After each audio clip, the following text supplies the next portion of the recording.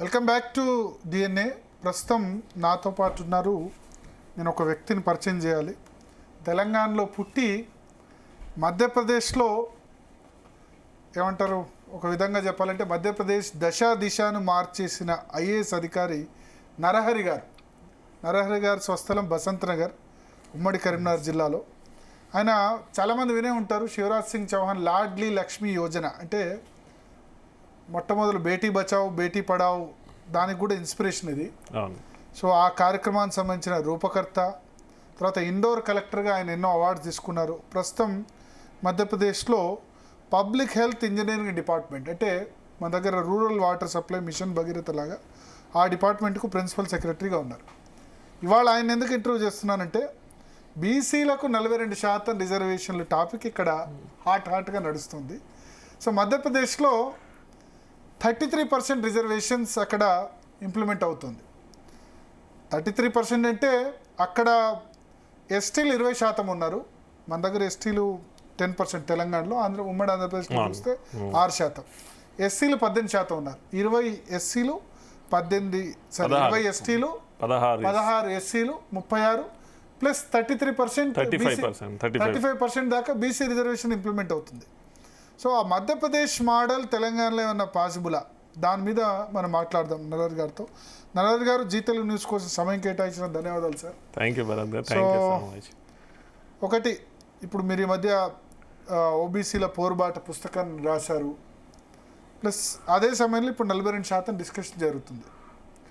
Supreme court ceiling ఏమో 50% ఉంది. ఎట్లా ఇప్పుడు మీరు రాష్ట్ర ప్రభుత్వానికి చేసే సూచన ఏంటి, ప్లస్ బీసీలకు చెప్పేది ఏంటి? థ్యాంక్ యూ భరత్ గారు ఫర్ కాలింగ్ మీ. ఈరోజు జీ తెలుగు న్యూస్ టీవీ ఛానల్లో ఆహ్వానించినందుకు, ఈ సమయాన్ని మా కోసం కేటాయించినందుకు. చాలా ఇంపార్టెంట్ టాపిక్ బీసీలకు సంబంధించింది. కేవలం తెలంగాణలోనే కాదు, యావత్ భారతదేశంలో ప్రస్తుతం ఉన్నటువంటి సమయంలో ఓబీసీలకు సంబంధించినటువంటి వివిధ ఇష్యూస్, అంశాలు చాలా హాట్గా నడుస్తున్నాయి. ఏ స్టేట్లో పోయినా కూడా. కానీ ఇప్పుడు రాబోయే సమయంలో మీరు ఇప్పుడు బీహార్లో ఎలక్షన్స్ జరగబోతున్నాయి. బీహార్లో ఒకసారి మీరు తొంగి చూసినారంటే అక్కడ మొత్తం ఓబీసీ ఇదే నడుస్తున్నది.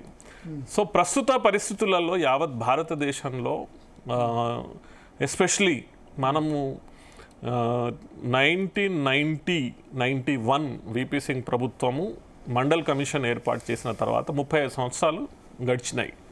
ఈ గడిచిన 35 సంవత్సరాలలో మండల్ కమిషన్ ద్వారా కొంతవరకు ఓబీసీలకి కొంత వెసులుబాటు జరిగింది. అది ఎడ్యుకేషన్ ఇన్స్టిట్యూషన్స్లో, ప్రభుత్వ రంగ సంస్థలలో రిజర్వేషన్స్ ఇవన్నీ జరిగినాయి.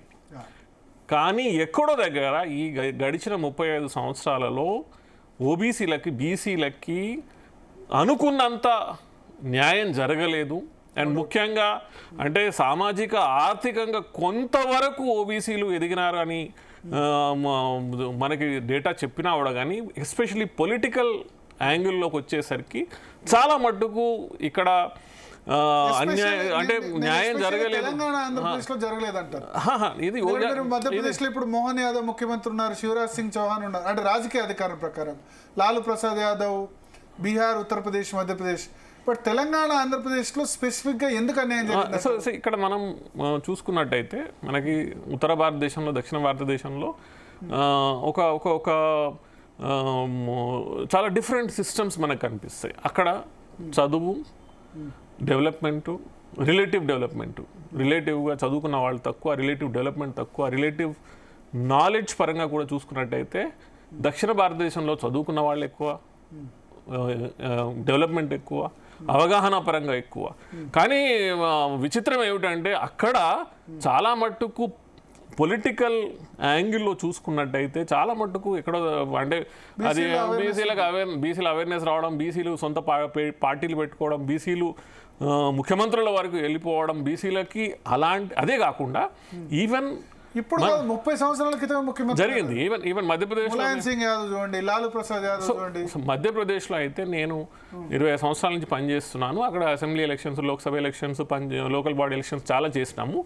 ఎక్కడైతే ఒక పర్టికులర్ సామాజిక వర్గము బాహుల్యంగా ఉన్నదో, అత్యధికంగా ఉన్నదో అక్కడ వాళ్ళకే టికెట్లు ఇవ్వడం కూడా జరుగుతుంది. ఇక్కడ చాలా విచిత్రంగా ఏంటంటే అంత డెవలప్మెంట్ అయ్యి అన్ని రకాలుగా చదువుకున్న వాళ్ళు ఉండి అన్ని రకాలుగా అవేర్నెస్ లెవెల్స్ అత్యధికంగా ఉన్నా కూడా కానీ అది జరగలేదు ఇక్కడ. సో ఇప్పుడు మనం యావత్ తెలంగాణలో ఎస్పెషలీ మన ఈ రాష్ట్రాల్లో, కేరళలో మళ్ళీ బాగానే ఉంది, తమిళనాడులో బాగానే ఉంది. అంటే అక్కడ తమిళనాడులో కరుణానిధి ముఖ్యమంత్రి అయినారు కదా, ఇప్పుడు స్టాలిన్ కూడా బీసీ ముఖ్యమంత్రి, అక్కడ పినరయి విజయన్ బీసీఏ, అక్కడ కర్ణాటకలో సిద్ధరామయ్య బీసీ ముఖ్యమంత్రి. సో అక్కడ ఏదో ఒక సోషల్ స్ట్రగుల్ జరిగింది. ఇక్కడ సంహౌ అలాంటి సోషల్ మనకు జరిగినటువంటి స్ట్రగుల్స్ ఏదైతే ఉన్నాయో, మనకి భూమికి సంబంధించినవి, భుక్తికి సంబంధించినటువంటి స్ట్రగుల్ జరిగినాయి, తెలంగాణ ఏర్పాటు కోసం స్ట్రగుల్స్ జరిగినాయి. కానీ ఈ సామాజిక పరంగా ఏదైతే, ముఖ్యంగా సామాజిక వర్గాల పరంగా ఏదైతే జరగాల్సినటువంటి స్ట్రగుల్స్ సంహౌ ఇక్కడ జరగలేదు. నాకు ఏమనిపిస్తుంది, బీసీలో ఓన్లీ స్కాలర్షిప్ల గురించి జరిగింది తప్ప రాజ్యాధికారం గురించి జరగలేదు. సో మళ్ళీ అదే నేను ఏమంటున్నా అంటే, మండల్ కమిషన్ 35 సంవత్సరాలు వచ్చిన తర్వాత ఇప్పుడు మళ్ళీ లెక్కలు జరుగుతున్నాయి. ప్రతి ఒక్కరు అంటే ఎస్పెషలీ యువతలో దీని పట్ల ఉన్నటువంటి అవగాహన చాలా పెరిగిపోయింది. మీడియానా, సోషల్ మీడియానా, మిగతా అన్ని రకాలుగా చూసుకున్నట్టయితే అరే ఎక్కడో దగ్గర మనకు రావాల్సినటువంటి ఫలాలు మనకు అందలేదు అన్న అటువంటి భావన చాలా ఎక్కువగా పెరిగిపోతున్నటువంటి ఈ దశలో ఇప్పుడు మనం తెలంగాణకు వస్తే 42% బీసీలకి లోకల్ బాడీస్లో రిజర్వేషన్ కల్పించాలన్నటువంటి మొన్న ఒక ఆర్డినెన్స్ పాస్ చేయడం జరిగింది. సో స్వాగతించాలి, చాలా ఇంపార్టెంట్. నేను చెప్పేది ఏమిటంటే, బీసీలు, ఓబీసీలు దీన్ని ఇలాంటి ఏ బిల్లులు పాస్ అయినా, ఏ ఆర్డినెన్స్లు పాస్ అయినా, ఇలాంటివి ఏ చట్టాలు వచ్చినా కూడా మనం స్వాగతించాలి. ప్లస్ దీన్ని ఇంకా పెంచే విధంగా మనం ఎంతవరకు ప్రయత్నాలు చేయాలో చేయాలి. కానీ మనం అంటే ప్రభుత్వాలు ఎంచుకున్నటువంటి రూట్స్ కరెక్టా కాదా అని కూడా మనం ఆలోచించాల్సినటువంటి అవసరం ఉన్నది. ఓకే. సో గత ఒక 10 సంవత్సరాలలో మనం చూసుకున్నట్టయితే, గత 10 సంవత్సరాలు 2018 నుంచి మనం చూసుకున్నట్టయితే మొత్తం తెలంగాణతో కలిపి 7 రాష్ట్రాలు ఈ రిజర్వేషన్, లోకల్ బాడీస్లో రిజర్వేషన్ పెంపుకు సంబంధించినటువంటి చట్టాలు పట్టుకొచ్చిన ఒక 7 రాష్ట్రాలు. దాంట్లో మహారాష్ట్ర ఉంది, ఛత్తీస్గఢ్ ఉంది, జార్ఖండ్ ఉంది, కర్ణాటక ఉంది, బీహార్ ఉంది. కానీ ఏం జరిగింది, 50% సీలింగ్ దాటిన తర్వాత మీరు ఆర్డినెన్స్లు తెచ్చినా మహారాష్ట్రలో మరాఠాల రిజర్వేషన్ అది అంటే దాన్ని కూడా ఓబీసీలో కలపడానికి కదా. సో ఈ లాస్ట్ 10 సంవత్సరాలలో వచ్చినటువంటి ఈ ఓబీసీ రిజర్వేషన్ని పెంచుతూ 50% సీలింగ్ ఏదైతే సుప్రీంకోర్టు ఇందిరాసాని కేసులో ఒక అప్పర్ లిమిట్ పెట్టినదో, ఇవన్నీ ఏమైనాయనంటే హైకోర్టులల్లో కొట్టుకుపోయినాయి, సుప్రీంకోర్టులలో పోయి ఆగిపోయినాయి, స్టేలు రావడం, లేకపోతే వాటిని క్వాష్ చేయడం జరిగింది. సో మనం ఎంచుకున్నటువంటి రూట్స్ ఏదైతే ఉన్నాయో ఇవి కరెక్ట్ రూట్లో వెళ్తున్నాయా లేదా అని చూసుకోవాల్సినటువంటి అవసరం కూడా మనకున్నది. లేటెస్ట్ మనం చూసుకున్నట్టయితే బీహార్ 2023లో బీహార్ వాళ్ళు 65% వరకు తీసుకెళ్ళినారు, ఓబీసీ, ఈబీసీలు అన్నీ కలిపి హైకోర్టు కొట్టేసింది. సో ఇప్పుడు తెలంగాణ ఏదైతే 42% తీసుకురావడం జరిగిందో, ఇది ఎంతవరకు సఫలీకృతం అవుతుంది అనేది కూడా మనం ఆలోచించాల్సినటువంటి విషయం. అయితే ఇప్పుడు ఒకటి 9th షెడ్యూల్లో వాటిలో చేర్చకుండా ఇది సాధ్యమా? రాజ్యాంగంలో 9వ షెడ్యూల్లో తమిళనాడులో, కేరళలో, కర్ణాటకలో చేర్చారు కాబట్టి ఇక్కడ ఇంప్లిమెంట్ అవుతుంది. బట్ 9th షెడ్యూల్లో చేర్చకుండా 42% ఇప్పుడున్న పరిస్థితిలో ఎస్సీలకి 15% రిజర్వేషన్ ఉంది. ఎస్టీలకి తెలంగాణలో 6 ఉండాలి, కేసీఆర్ టైంలో 10 చేశారు, 25. సో 25 బొంగ ఇంకా ఎట్లా పాసిబుల్ అవుద్ది?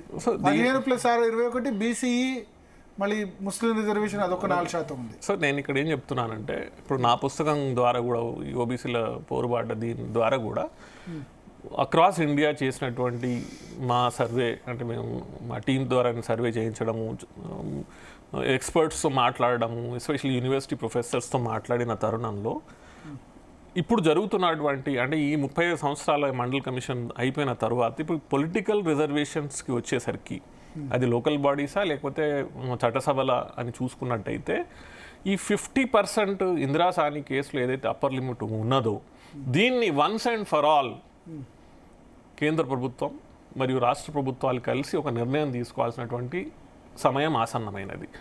మనము ఇప్పుడు రాష్ట్ర ప్రభుత్వాలు కానీ లేకపోతే ఇప్పుడు లోకల్ బాడీస్ లాంటి ఎలక్షన్స్లో కానీ ఇదే కాకుండా బీసీ సంఘాలు మనకి ఎస్పెషల్లీ మనం బీసీ సంఘాలు బీసీలలో ఉన్నటువంటి ఈ ఆతృత ఆవేదన ఆక్రోశం ఇదన్నీ ఏమవుతుందనంటే అది పోయి కన్వర్షన్ స్టేజ్కి వచ్చేసరికి అక్కడ ఒక అడ్డుగోడ ఏదైతే కట్టిపడి ఉన్నదో దాన్ని మనము ముందుకు వెళ్ళలేకపోతున్నాం. బీసీలంతా ఒక ఓటు బ్యాంక్.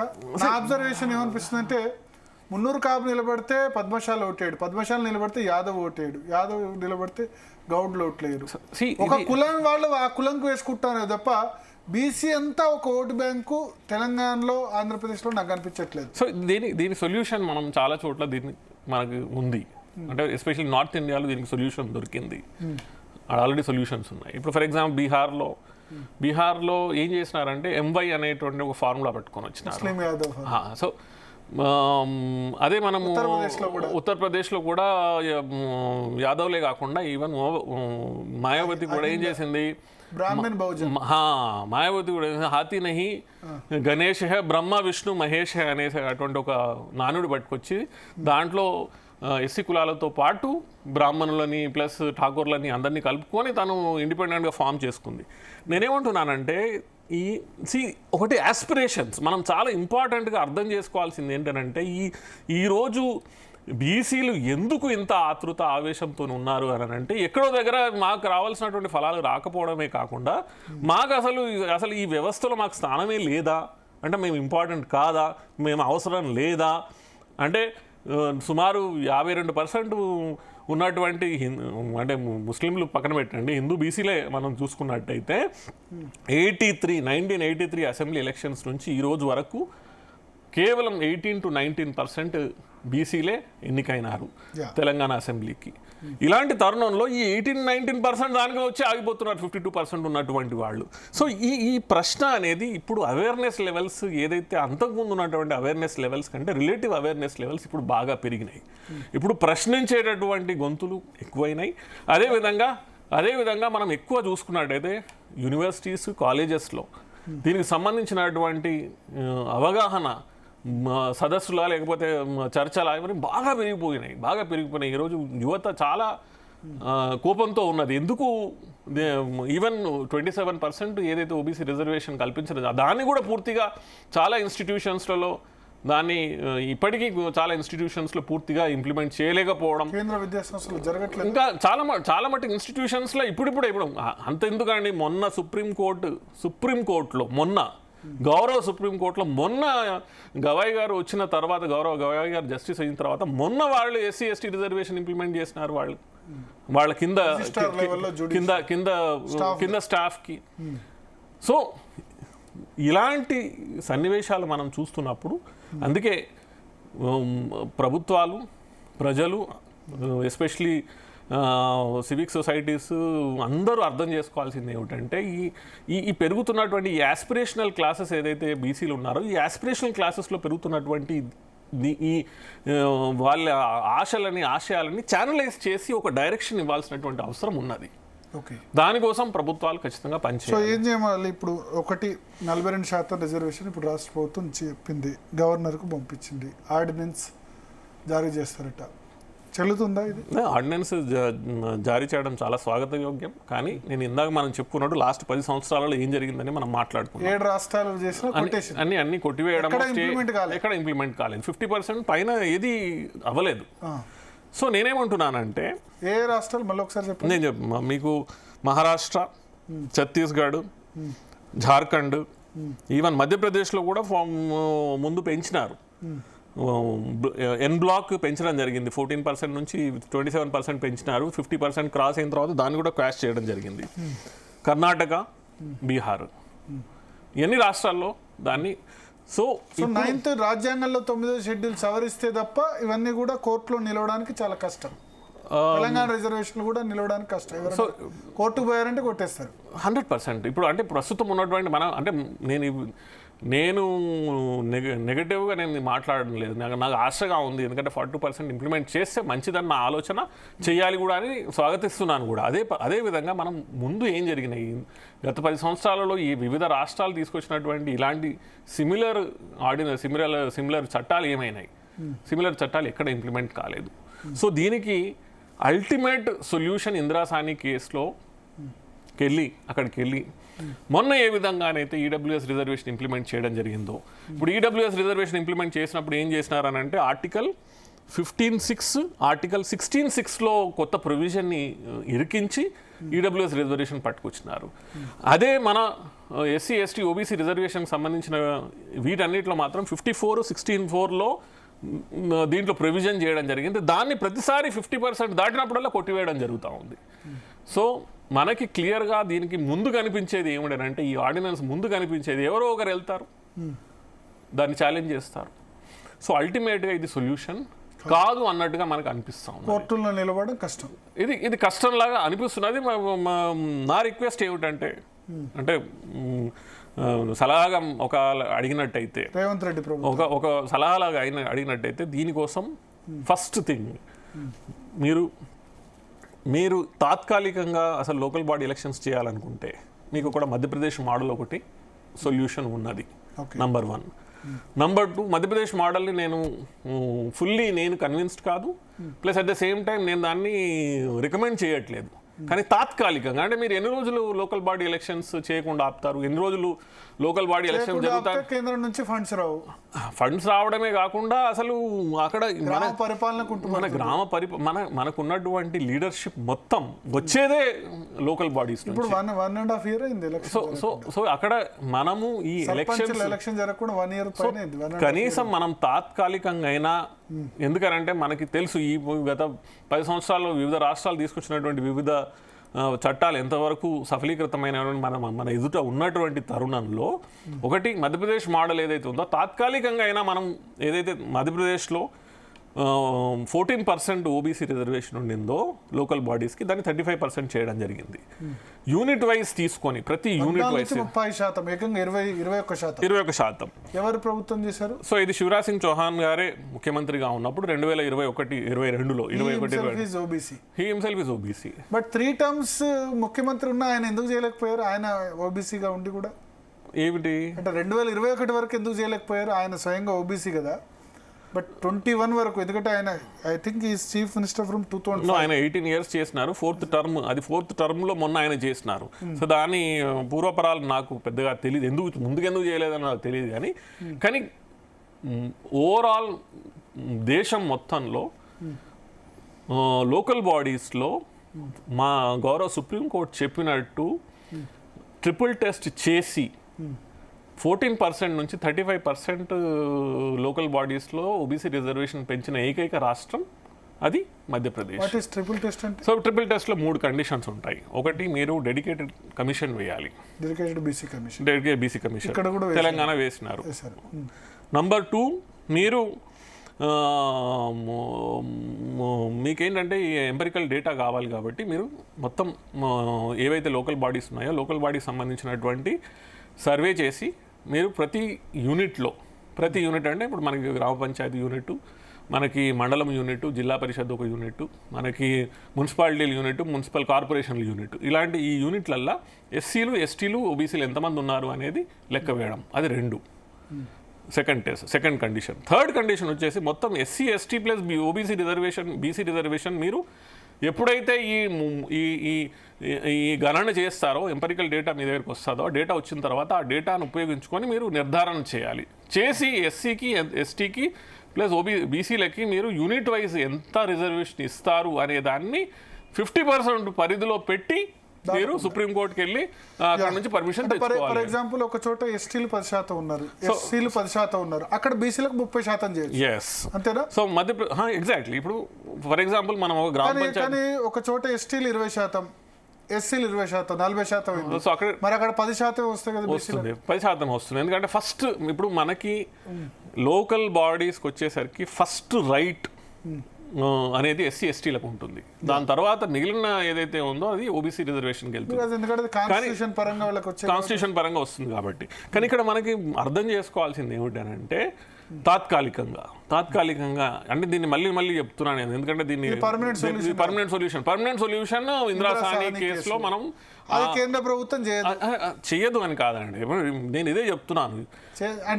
కేంద్ర ప్రభుత్వమును రాష్ట్ర ప్రభుత్వాలు ఈ రోజు ఆ గ్లాస్ సీలింగ్ ని పగలగొట్టే దిశగా ముందుకు వెళ్లాల్సినటువంటి అవసరం ఉన్నది. నేను ఏమంటున్నానంటే ఇప్పుడు ప్రస్తుతం ఉన్నటువంటి బీసీలు ఓబీసీలలో ఉన్నటువంటి ఈ ఆశయాలు, ఈ ఆస్పిరేషన్స్, ఇవన్నిటిని ఛానలైజ్ మనము ప్రాపర్ దిశగా చేయకపోతే అది ఒక వేరే డైరెక్షన్లో పోయేటటువంటి మనకి కనిపిస్తున్నది. ఎందుకంటే ఓబీసీలు ఇందాక మీరు అన్నట్టు హోమోజీనియస్ కమ్యూనిటీ కాదు, అవన్నీ ఆ స్టేజ్ దాటిపోతున్నాయి. ఇవన్నీ దాటిపోయి ముందుకెళ్ళినటువంటి పొజిషన్ కనిపిస్తున్నది. సో మనము మధ్యప్రదేశ్ మోడల్ తీసుకున్నట్టయితే లెటస్ సే ఒక గ్రామ పంచాయతీ తీసుకుందాం. ఒక గ్రామ పంచాయతీలో 17 వార్డులు ఉన్నాయి. సో గ్రామ పంచాయతీలో యూనిట్ తీసుకొని గ్రామ పంచాయతీ మొత్తంలో ఉన్నటువంటి ఓటర్స్ ఎవరైతే ఉన్నారో వాళ్ళలో ఎస్సీలు ఎంతమంది ఉన్నారు, ఎస్టీలు ఎంతమంది ఉన్నారు, బీసీలు ఎంతమంది ఉన్నారు అని గణన చేసి ఉండాలి. సో ఫర్ ఎగ్జాంపుల్ 10% ఎస్సీలు ఉన్నారు. సో 10% ఆఫ్ టోటల్ 15 వార్డ్స్ అంటే 1.5 అంటే 2 వార్డ్స్ ఎస్సీలకు రిజర్వ్ అవుతాయి. ఫర్ ఎగ్జాంపుల్ 10% ఎస్టీలు ఉన్నారనుకో, మళ్ళీ 10% అంటే 15లో 1.5 2 2 వార్డులు అటు వెళ్ళిపోతాయి, మన 4 అటు వెళ్ళిపోయినాయి. 50%లో మనకి 15లో అని అంటే 7.5 అంటే 8. సో దాంట్లోంచి మిగిలిన ఎంత 2 + 2 + 4 4 వార్డులు బీసీలకు వెళ్తాయి. సో ఈ విధంగా చూసుకున్నట్టయితే మధ్యప్రదేశ్లో మున్సిపాలిటీలు మనం తీసుకున్నట్టయితే అంటే మా దగ్గర మున్సిపాలిటీలు ఉంటాయి, మున్సిపల్ పంచాయత్స్ ఉంటాయి, మున్సిపల్ కార్పొరేషన్స్ ఉంటాయి. మున్సిపాలిటీస్ అనేది 2వ level, municipal corporation, municipalities, municipal panchayats. Municipalities ఏవైతే ఉన్నాయో సెకండ్ స్టేజ్ ఉన్నాయో ఏవైతే గ్రామ పంచాయతీని మున్సిపల్ పంచాయతీ అంటారు. గ్రామ పంచాయతీ వేరు, గ్రామ పంచాయతీ వేరు, municipal panchayat. Municipal panchayat local bodies లో 3 రకాలు, అక్కడ మన దగ్గర 2 రకాలు, అక్కడ 3 రకాలు. సో ఈ మధ్యలో ఉన్నటువంటిది ఏదైతే ఉందో అంటే అక్కడ 20,000 నుంచి 1,00,000 నుంచి 3 లక్షలు, 3 లక్షల పైన మున్సిపల్ కార్పొరేషన్. ఈ మధ్యలో ఉన్నటువంటివి 98 ఉన్నాయి, 98 మున్సిపాలిటీలు ఉన్నాయి. 98 మున్సిపాలిటీలలో ఈ రకంగా ఇందాక ఇప్పుడు మధ్యప్రదేశ్ మోడల్ ప్రకారంగా చేసినట్టయితే 30% రిజర్వేషన్ ఓబీసీలకు వచ్చింది అక్కడ మున్సిపాలిటీలలో. రూరల్లో ఎస్సీ ఎస్టీ పాపులేషన్ కొంచెం రూరల్ ఎక్కువ ఉంటుంది. అదే అర్బన్ లో మీకు కొంచెం తగ్గడం వల్ల ఓవరాల్ గా యూనిట్ వైజ్ తీసుకోవడం వల్ల 30% రిజర్వేషన్ మున్సిపాలిటీలకి ఓబీసీలకు వచ్చింది. అదే మీరు ఈ ఫార్ములా ఉపయోగించకుండా 16 + 20 ఏదైతే ఉందో తెలంగాణలో 16% ఎస్సీలు, 20% ఎస్టీలు తీసుకుంటే కేవలం 14% ఓబీసీలకు వచ్చేది. ఈ విధంగా మీరు 30% ఇవ్వడం జరుగుతుంది. సో ఈ తాత్కాలిక సొల్యూషన్ కూడా ఒకటి ఉంది అనేది మనం సూచన నేను రాష్ట్ర ప్రభుత్వానికి పంపించినాను. నేను ఒక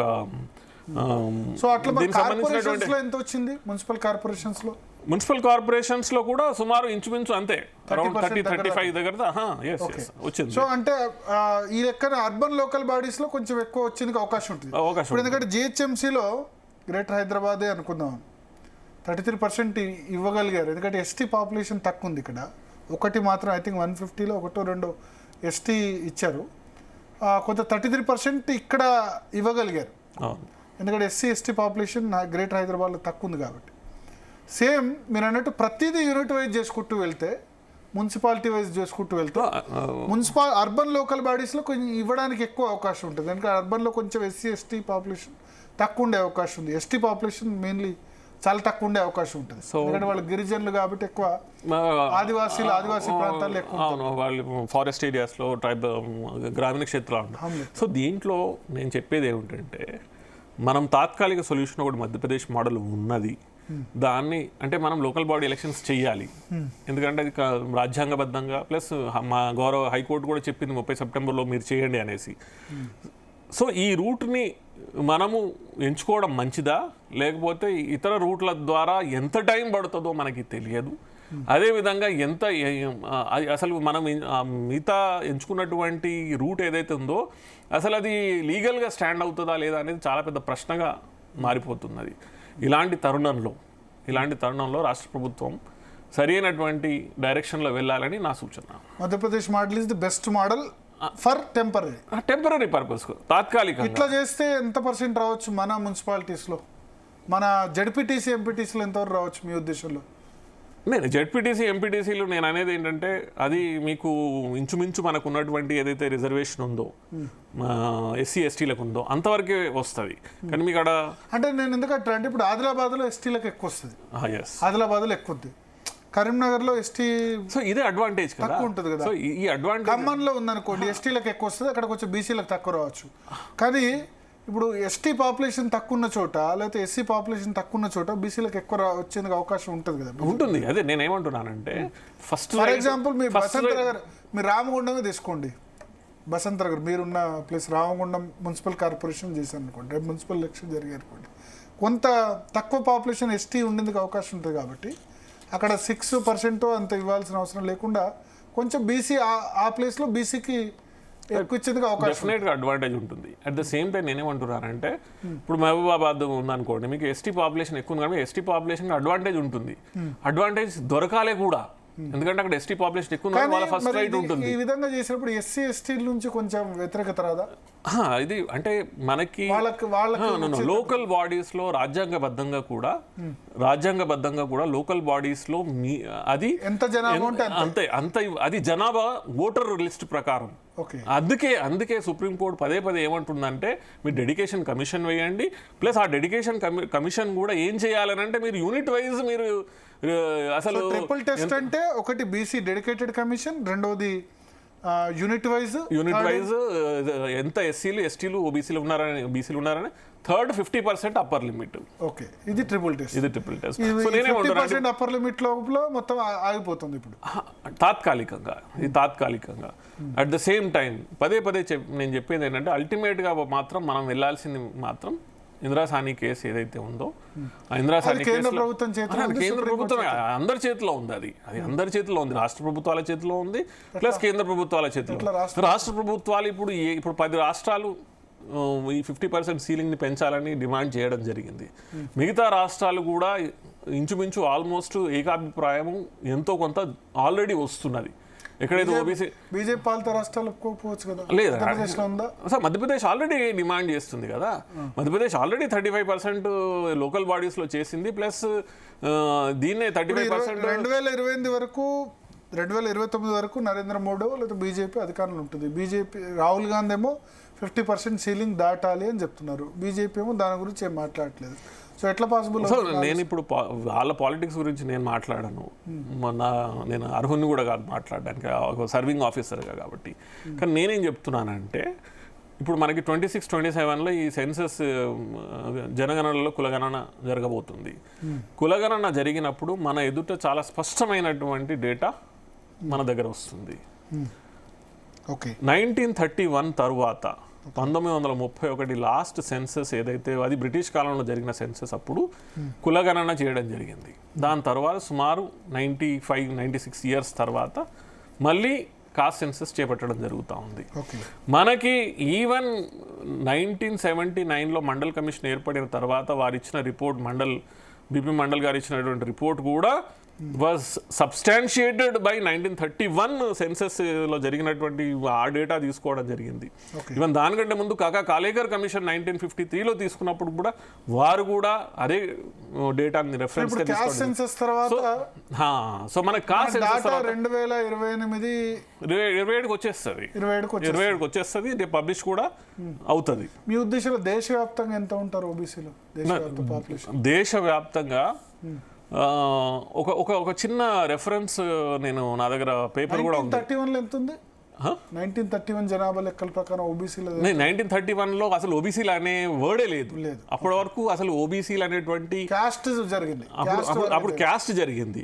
కానీ అప్పటికల్లా ఓబీసీలు అనేటువంటి ఈ శబ్దావళి ఈ పదాలే లేకుండా ఇవన్నీ వచ్చి సుమారు 1960-70sలోకి వచ్చి అదర్ బ్యాక్వర్డ్ క్లాసెస్ అనేటువంటిది ఫైనల్. అంటే ఇక్కడ సో నేను ఇప్పుడు నా పాయింట్ నేను పూర్తి చేస్తాను. 2027లో మనకి కులగణన కాస్ట్ సెన్సస్ ఏదైతే కేంద్ర ప్రభుత్వం చేపడుతుందో సెన్సస్లో మనకి డేటా వస్తుంది. ఒక పార్లమెంట్ క్వశ్చన్లో కేంద్రీయ విద్యాలయాలలో ప్లస్ మనకి నవోదయ విద్యాలయాల్లో ఇలాంటి విద్యాలయాలలో ఏదైతే ఉన్నాయో దీంట్లో కాస్ట్ పరంగా అంటే మనకి ఎస్సీ ఎస్టీ ఓబీసీ పరంగా విద్యార్థులు ఎంత సంఖ్యలో ఉన్నారు అనేటువంటి ఒక డేటా ఒక పార్లమెంట్ క్వశ్చన్లో అడగడం జరిగింది. సో మనకి ఆల్మోస్ట్ ప్రతి రాష్ట్రంలో ఉన్నటువంటి కేంద్రీయ విద్యాలయాలు నవోదయ విద్యాలయాలు ఎస్పెషల్లీ ఈ కేంద్ర ప్రభుత్వం నడిపేటటువంటి మోడల్ స్కూల్స్ ఇవన్నీ ఈ స్కూల్స్లలో ఉన్నటువంటి డేటా తీసుకున్నట్టయితే దాంట్లో సుమారు 54-55% వచ్చింది ఓబీసీస్ సంఖ్య. సో నాకు తెలిసినంత వరకు it is a very good sample. సుమారు ఇంచుమించు మనకి రాబోయే కాస్ట్ సెన్సస్లో కూడా మనకి 55-56% దగ్గరకు వచ్చి సెటిల్ అయ్యేలాగా కనిపిస్తూ ఉన్నది. సో ఇది టోటల్ ఓబీసీ పాపులేషన్ తెలంగాణ కంటే ఎక్కువ ఉంటుందా? తెలంగాణ ఎక్కువ ఉంటుంది ఎందుకంటే మన అంటే ఇప్పుడు కొన్ని ఉన్నాయి హిమాచల్ ప్రదేశ్, ఉత్తరాఖండ్, ఉత్తరప్రదేశ్ చిన్న రాష్ట్రాలు, ఇవన్నీ చిన్న రాష్ట్రాలు. కోటి జనాభా 80 లక్షల జనాభా. ఇప్పుడు మరాఠాలు తీసుకోండి, 33% they constitute, they are still upper caste కదా మరాఠా. మహారాష్ట్ర 30% పైన మరాఠాలు అప్పర్ క్యాస్ట్లోనే ఉన్నారు. ఒకవేళ అక్కడ లోకల్లో బీసీలు చేర్చినా వాళ్ళు ఓబీసీ కింద రారు. Maharashtra second highest population in the country. That's an exception. కానీ మరి మీకు మనకి మ్యాక్సిమం పాపులేషన్ ఉన్నటువంటి పెద్ద రాష్ట్రాలు తీసుకున్నట్లయితే ఉత్తరప్రదేశ్, బీహార్ అప్పర్ కాస్ట్ బాగానే ఉంది కదా. బ్రాహ్మణ్ ఒక్కళ్ళే 8-10% ఉంటారు, రాజ్పుతులు 7-6%. ఇది మనకి మనం భూతద్దంలో చూస్తున్నటువంటి విషయాలు ఇవన్నీ. అంత పాపులేషన్ లేదు. ముస్లిం కూడా అక్కడ మోస్ట్లీ ఓసీ కిందకి వస్తారు. ముస్లిం పాపులేషన్ ఆల్సో 17-18% ఉన్నా దాంట్లో కూడా మనకి ఓబీసీలు ఉంటారు కదా, 3-4% వస్తారు. బట్ 14% వాళ్ళు ఓసీ కదా, ముస్లిం మిగతా ఓసీ ఉండొచ్చు. ఇన్ ఎనీ కేస్ నేనేమంటున్నానంటే మీకు ఓవరాల్ పాపులేషన్ భారతదేశ పాపులేషన్ మొత్తం తీసుకున్నట్టయితే మీకు UP, Bihar, Madhya Pradesh, Chhattisgarh, Rajasthan, Maharashtra plus south ఇప్పుడు దక్షిణ భారతం మీకు 50% పైన ఎంత మినిమం టు మినిమం మీకు వస్తుంది. ఇప్పుడు 2 రకాలు సార్. ఒకటి ఇప్పుడు క్యాస్ట్ సెన్సర్ చేస్తారు. చేసినప్పుడు ఇప్పుడు మన దగ్గర లింగాయతులు, తెలంగాణలో లింగాయతులు బీసీలు, కానీ ఓబీసీ లిస్ట్లో చేర్చబడలేదు కదా. కర్ణాటకలో నాకు తెలిసి అక్కడ లింగాయతులు కూడా వాళ్ళు కూడా బీసీలోనే పెట్టినట్టున్నారు. కానీ ఓబీసీ లిస్ట్లో వాళ్ళు ఉన్నారో లేదో తెలియదు. దాంట్లో చాలా సెక్ట్స్ ఉన్నాయి. ఎట్లా కౌంట్ చేస్తారు? ఇది స్టేట్ వైజ్. మనకి రిజర్వేషన్ ఇచ్చేటటువంటిది ఫస్ట్ లోకల్ బీసీ కమిషన్ ద్వారా లోకల్ వీళ్ళు బీసీలా కాదా కర్ణాటకలో రెడ్డిస్ కూడా కొంచెం ఉండదు. So local state wise commissions నిర్ధారిస్తాయి ఇది బీసీలా కాదా. సెంట్రల్ ఓబీసీ లిస్ట్కి వెళ్ళేసరికి దాన్ని పెట్టాలా వద్దా అనేది మళ్ళీ OBC commission, national commission for OBC ఏదైతే ఉందో వాళ్ళు దాన్ని state OBC commission 54% BC population state ప్రకారం లిస్ట్ ప్రకారం వస్తుందా, సెంట్రల్ ప్రకారం వస్తుందా? ఎందుకంటే సెంట్రల్లో ఓబీసీ లిస్టులు చాలా రాష్ట్రాల్లో కూడా స్టేట్లో బీసీలు ఉన్న పరిస్థితి. నేను చెప్పేది స్టేట్స్, ఇది స్టేట్ వైజ్ ఏదైతే ఉందో మీకు మినిమం టు మినిమం 54-55% వచ్చే అవకాశం వచ్చిన తర్వాత అప్పుడు ఒక గ్రౌండ్ ఏర్పడుతుంది. పొలిటికల్ విద్యా ఉద్యోగాల్లో రిజర్వేషన్ 27% నుంచి పెంచేందుకు, ప్లస్ పొలిటికల్ రిజర్వేషన్లో కూడా ముఖ్యంగా ఎమ్మెల్యే ఎంపీ సీట్లు, చట్టసభలో సీటు కూడా ఒక గ్రౌండ్ ఏర్పడుతుంది కదా. నేనేమంటున్నానంటే ఇవి ఆస్పిరేషన్స్, ఇవి కోరికలు, అవకాశాలు. ఇది ఏంటంటే మా సామాజిక వర్గాలకు సంబంధించినటువంటి వాళ్ళు ఆ చట్టసభలలో ఆ సీట్లలో కూర్చోలేదు, ఇంతవరకు కూర్చోలేనటువంటి ఈ ఆస్పిరేషన్స్ ఏదైతే ఉన్నాయో ఈ ఆస్పిరేషన్స్ కన్వర్ట్ అవ్వడానికి అవకాశం, అది ఫస్ట్ థింగ్. ఇది ఎంతవరకు ఒక మూమెంట్లో కన్వర్ట్ అవుతుంది అంటే దీన్ని ఇప్పుడు మనం చూస్తున్నాం కదా. ఇక్కడ ఫర్ ఎగ్జాంపుల్ తెలంగాణలో లోకల్ బాడీస్లో రిజర్వేషన్ పెంచాలనేది చాలా పెద్ద ఎత్తున అన్ని కుల సంఘాలు, బీసీ ఆర్గనైజేషన్స్, ఈవెన్ పొలిటికల్ పార్టీస్లో ఉన్నటువంటి బీసీ బాడీస్ అన్నీ ఫైట్ చేస్తున్నాయి. సేమ్ థింగ్ ఒక డేటా వచ్చిన తరువాత, మనకు డేటా ఎప్పుడైతే వస్తుందో డేటా వచ్చిన తర్వాత ఎంత దాన్ని కన్వర్ట్ అవుతుంది, మూమెంట్ లోపి కన్వర్ట్ అవుతుంది అనేది ఇంపార్టెంట్. అబ్జర్వేషన్ ఏంటంటే ఓట్లో కన్వర్ట్ కావట్లే. ఈ మూమెంట్లు అన్నీ ఎలక్షన్ వరకే ఉంటాయి. ఎలక్షన్ వరకు వచ్చేసరికి మాత్రం ఓట్లో కన్వర్షన్ జరగట్లేదు తెలంగాణలో, ఆంధ్రప్రదేశ్లో అన్ఫార్చునేట్లీ. నేను ఎగ్జాంపుల్ కోట్ చేస్తాను మీకు. 2014లో పొన్నాల లక్ష్మయ్య పీసీసీ అధ్యక్షుడు కాంగ్రెస్ ఉన్నప్పుడు 34 సీట్లు బీసీలకు ఇచ్చారు. ఒక్కళ్ళు కూడా కాంగ్రెస్ పార్టీ నుంచి గెలవలే. కేసీఆర్ ఇన్ఫ్యాక్ట్ రెడ్డిస్కి ఎక్కువ సీట్లు ఇచ్చాడు కాంగ్రెస్ కంటే ఎక్కువ. ఆయన 63 సీట్లు గెలిచాడు కదా. ఇప్పుడు కూడా ఇప్పుడు ఈ కాంగ్రెస్ గవర్నమెంట్లో కూడా ఇప్పుడు ఉన్న దానిలో ఎమ్మెల్యేలు 7 మాత్రమే బీసీలు ఉన్నారు. అవుట్ ఆఫ్ 64 ఎమ్మెల్యేస్ కాంగ్రెస్ గెలిస్తే 7 బీసీలు, 7లో 3 వచ్చాయి. సో ఓటు కన్వర్జేషన్ వచ్చేసరికి జరగట్లేదు. బీసీలు ఇప్పుడు ఎన్ని ఉద్యమాలు చేసినా మళ్ళా ఎన్నికల వరకు వచ్చేసరికి మా బీసీకి ఓటు వేసుకుందాం అనే పరిస్థితి లేదు మళ్ళా. సో నేను మళ్ళా స్టార్టింగ్లో మనం ఈ విషయం గురించి కొంత మాట్లాడినా మళ్ళీ మాట్లాడతాను. బలమైనటువంటి సామాజిక వర్గాలు విత్ ఇన్ బీసీస్ ఏవైతే ఉన్నాయో ఆర్గనైజ్ చేసుకోవాలి. You need to organise. అంటే మున్నూరు కాపు, యాదవ్, గౌడ, పద్మశాలి ఇవి మేజర్గా 50% ఈ 5 కులాలే 50% ఆఫ్ బీసీస్ కవర్ అవుతాయి. దీంట్లో కనీసం 2-3 కులాలైనా కలిసి ఆర్గనైజ్ చేసుకోవాలి. ఒక 2 కులాలు కలిపి మీరు ఓటు ట్రాన్స్ఫర్ చేసుకున్నారు. ఎస్, అంటే ఇప్పుడు మనకి నేను ఎగ్జాంపుల్ చెప్తున్నా ఇక్కడ. ఇప్పుడు ఏమైందంటే బండి సంజయ్, ఈటెల రాజేందర్ మధ్య బీజేపీలో పోరు నడుస్తుంది.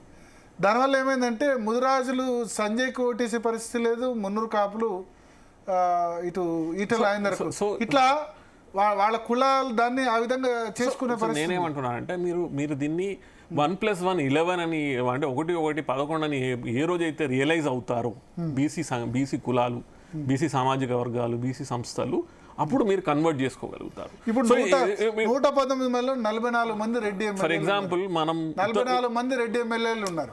ఇప్పుడు ఉత్తరప్రదేశ్లో బీజేపీ ఏం చేసింది? ఉత్తరప్రదేశ్లో యాదవ్లు అందరూ ఆర్గనైజ్ అయినారు కాబట్టి యాదవేతర ఓబీసీలు అన్నిటిని ఆర్గనైజ్ చేసుకున్నది. వాళ్ళందరినీ, వాళ్ళ కుర్మీలని, కుర్వీలని, కుష్మాలని, తేలీలని వీళ్ళందరినీ పట్టుకొచ్చి వాళ్ళని ఆర్గనైజ్ చేసుకొని వాళ్ళు పవర్లోకి రావడం జరిగింది.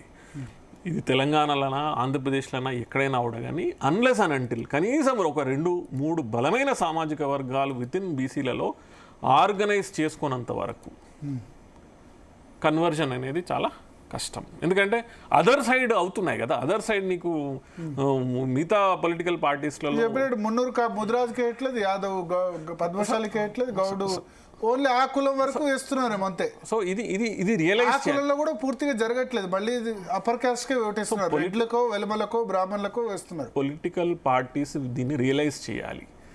ఎందుకనంటే ఇప్పుడున్నటువంటి తరుణంలో ఇప్పుడు ఆలోచన విధానం చేంజ్ అయింది. ఇప్పుడు ఉన్నటువంటి స్పెషల్లీ యువత ఏదైతే ఉందో, మన అసలే యూత్ కంట్రీ, ఇప్పుడు ఉన్నటువంటి యువత దీన్ని బాగా జీర్ణించుకోలేకపోతున్నారే. మనకు అవకాశాలు ఎందుకు రావట్లేదు, మనం ఎందుకు ఆ పొజిషన్లోకి రాలేకపోతున్నాం. సో తీరా ఎలక్షన్స్కి వచ్చేసరికి ఆ ఆర్గనైజింగ్ అనేది ఎవరు బీసీలు చేసుకోలేకపోతున్నారు కాబట్టి ఉన్నటువంటి ఆల్టర్నేటివ్స్కి ఓట్లు వేయడం జరుగుతూ ఉంది. ఇది 2028లో జరుగుద్దా మీ ఉద్దేశంలో? 2028లో ఆంధ్రప్రదేశ్లో good chances, very good chances. ఎందుకనంటే ఇప్పుడు ఈ డిస్కషన్స్, ఈ చర్నింగ్ అనేది ఏదైతే ఇప్పుడు రాజకీయ పార్టీలు, ఇప్పుడు మీరు చూడండి, బీఆర్ఎస్ ఎవరి చేతిలో ఉందో తెలుసు, కాంగ్రెస్ ఏ కమ్యూనిటీ చేతిలో ఉందో తెలుసు. సో వాళ్ళు కూడా ట్రాన్స్ఫార్మ్ కావాల్సినటువంటి అవసరం. బీజేపీ బీసీ ముఖ్యమంత్రి అన్నారు. సో అల్టిమేట్గా ఏం చేశారు? బీజేఎల్పీ లీడర్ రెడ్డి, కేంద్ర కేబినెట్ రెడ్డి. సరే బండి సంజయ్కి ఒకటి బీసీకి ఇచ్చారు. మొన్న మళ్ళీ పార్టీ ప్రెసిడెంట్ తీసుకొచ్చి మళ్ళీ బ్రాహ్మణ్. నేను ఆ సబ్జెక్ట్లోకి వెళ్ళకుండా నేనేమంటున్నా అంటే పొలిటికల్ పార్టీస్ ఇది రియలైజ్ చేయాలి. ఏంటంటే ఇప్పుడు ఉన్నటువంటి బీసీలు మీ సైడ్ రావాలనంటే, మీ తరఫున రావాలనంటే మీరు బీసీలకి మాత్రం ఖచ్చితంగా వాళ్ళ పొలిటికల్ పార్టీ లీడర్స్ ఏం చెప్తారంటే ఆఫ్ ది రికార్డ్లో సరే ఇవన్నీ ఉన్నా సరే ఎన్నికల్లో వచ్చేసరికి మెటీరియలైజ్ కాదు, అల్టిమేట్గా రెడ్డికో వెలమకో టికెట్ ఇస్తే మాత్రమే గెలుస్తారు, చూసాం కదా ఎంతమంది గెలుస్తున్నారు అని వాళ్ళు ఆఫ్ ది రికార్డ్ కన్వర్జేషన్లో చెప్తారు. 43 మంది అటు బీఆర్ఎస్ నుంచి అయినా రెడ్డిలే ఎక్కువ మంది, కాంగ్రెస్ అయినా రెడ్డిలే. ఇన్ఫ్యాక్ట్ కేసీఆర్ ఎక్కువ టికెట్లు ఇస్తున్నారు కాంగ్రెస్ కంటే కూడా రెడ్డిస్కు. సో ఇది నేనేమంటున్నానంటే మీరు క్యాబినెట్ రిప్రజెంటేషన్ పరంగా చూసినా ఆయన 6 రెడ్లకు ఇచ్చారు. సో అది రెడ్డి యాంటీ ఇన్కమెన్సీ రాకుండా ఉండేందుకే రైతు బంధు పెట్టారు 2018. ఈ సామాజిక వర్గాలు ఎంత ఆర్గనైజ్ చేసుకోగలుగుతున్నాయి అనేది బీసీ సామాజిక వర్గాలు కూడా అర్థం చేసుకోవాలి. ఏ రోజైతే అర్థం చేసుకోగలిగి కనీసం 2-3 కులాలు కలిసి ఆర్గనైజ్ చేసుకొని ముందుకు రాగలిగితే, నేనేమంటున్నానంటే 2-3 అయినా చాలు. ఖచ్చితంగా రాజ్యాధికారం తమిళనాడులో వచ్చింది, కేరళలో వచ్చింది, కర్ణాటకలో వచ్చింది. ఎస్, తెలంగాణ ఆంధ్రప్రదేశ్లో రాలేదు. అన్ఫార్చునేట్లీ నేను కూడా ఎప్పుడు చర్చలో చెప్తూ ఉంటాను, 70 సంవత్సరాలైంది ఒక్క బీసీ ముఖ్యమంత్రిని ఆంధ్రప్రదేశ్లో తెలంగాణలో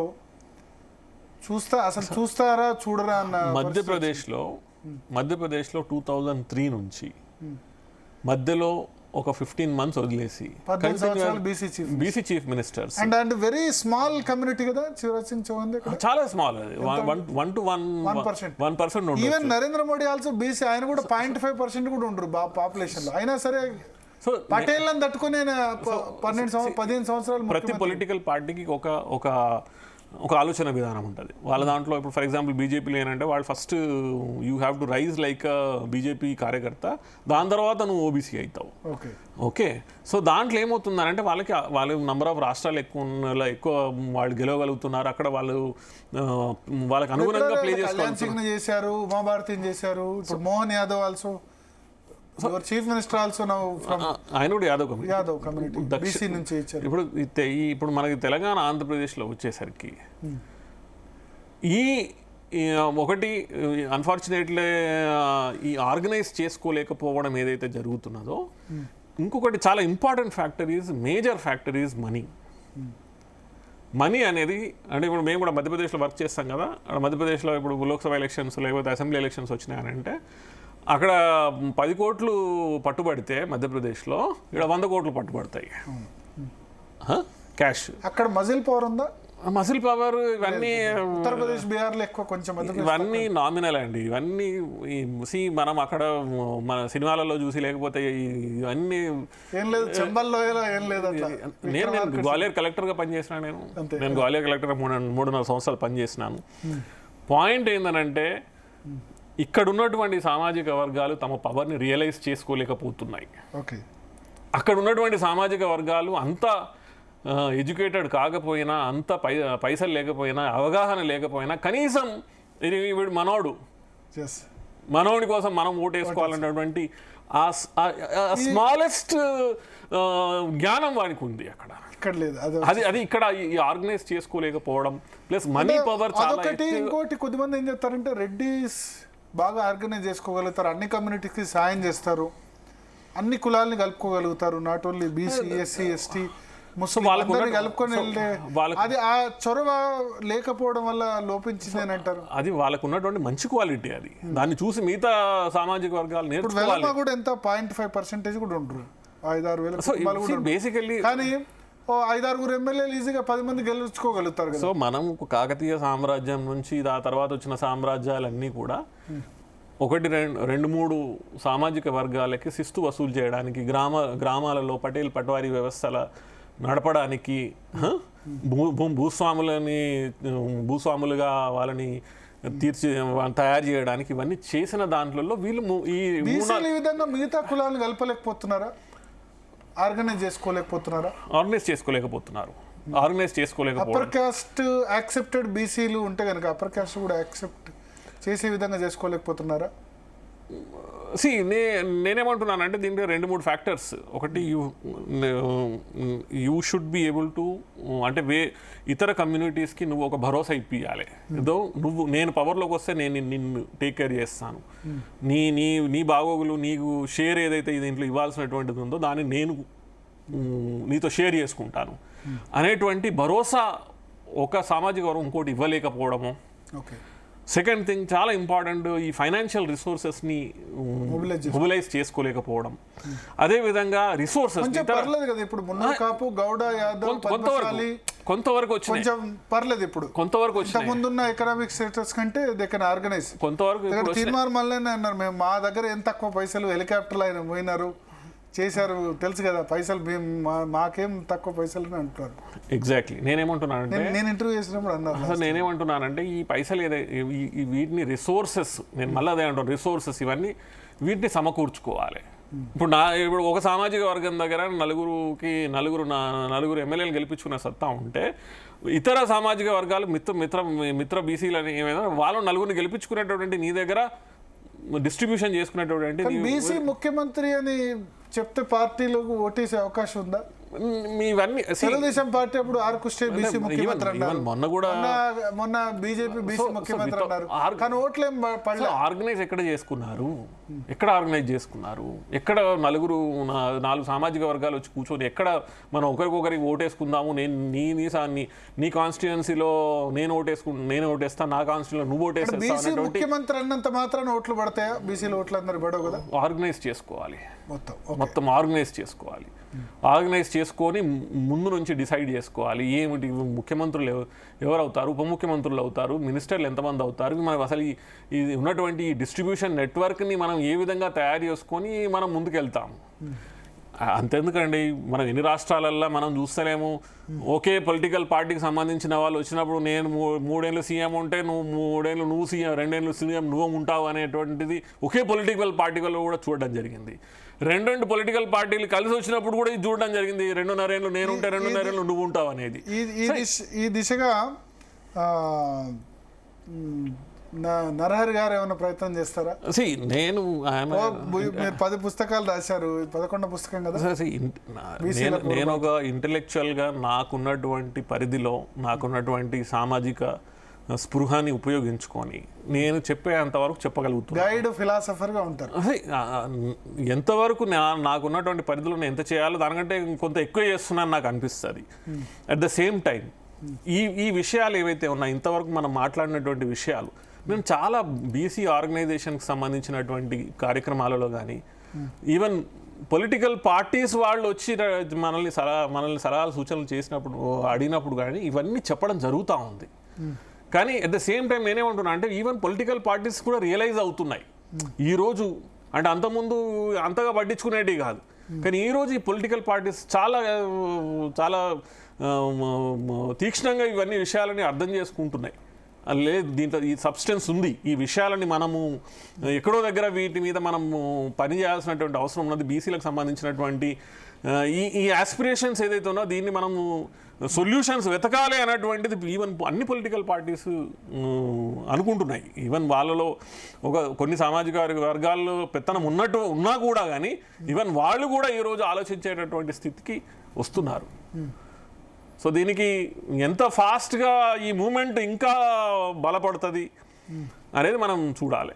ఓకే, సో అల్టిమేట్గా మీ రోల్ ఏంటి ఆఫ్టర్ ఇప్పుడంటే ఐఏఎస్ అధికారిగా ఉన్నారు, వస్తారు రాజకీయాల్లోకి తర్వాత లేదా వాలంటీర్ రిటైర్మెంట్ తీసుకొని? 10 years నాకు టైం ఉంది ఈవెన్ విత్ ఇన్ గవర్నమెంట్లో. బట్ వాలంటీర్ రిటైర్మెంట్ తీసుకొని రావాలన్న సమయం అవన్నీ టైం విల్ డిసైడ్ ఇవన్నీ ఏం చేస్తే బాగుంటుంది అనేది. But at the same time ఏంటంటే ఇప్పుడు బీసీ ఇంటెలెక్చువల్ అవసరం కూడా ఉంది కదా. బీసీ ఇంటెలెక్చువల్గా ఖచ్చితంగా నేను యాజ్ అ బీసీ ఇంటెలెక్చువల్ పని కూడా చేస్తున్నాను. అంటే ఇప్పుడు మీరు అక్కడ పూర్తి సమయం ఇక్కడ పూర్తి సమయం కేటాయించాలి. దట్స్ అంటే అఫ్ కోర్స్ అది కొంచెం డిఫికల్ట్ టాస్క్, ఎందుకంటే అక్కడ పూర్తిగా అక్కడ వర్క్ చేసుకుంటూ ప్లస్ ఇక్కడ కూడా కొంత సమయం ఇవ్వడం అనేది it's a difficult task. But at the same time సమయం విల్ డిసైడ్ ఏ విధంగా. కాస్ట్ సెన్సస్ గేమ్ చేంజర్ అవుద్దా? డెఫినెట్గా game changer. Caste census is going to be the biggest game changer in Indian history. 50% కూడా సీలింగ్ తొలగిపోయే రోజు next 4-5 years లోనే రాబోతుందా, ఇంకా time పడుతుందా?